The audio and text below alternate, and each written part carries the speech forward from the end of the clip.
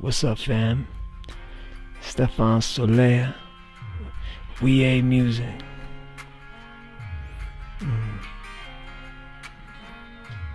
Hope y'all having a beautiful day.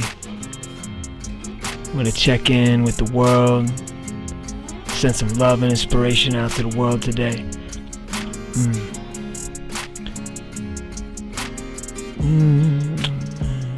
You know, as artists, we always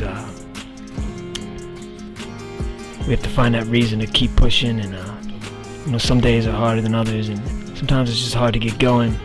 I was kind of having one of those days today where like things weren't really coming out right. They didn't seem, but you know, whenever stuff's like that, I take it as a sign or a lesson that something needs to shift.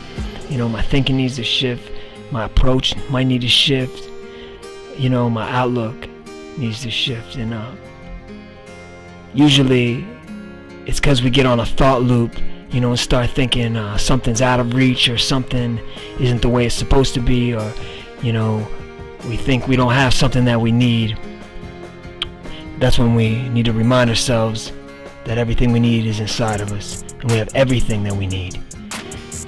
And I also find that on those days when it's hard to get moving, it's hard to create something, hard to get into the flow state, I feel like it's most important on those days to push through that static and create what we feel we are meant to create.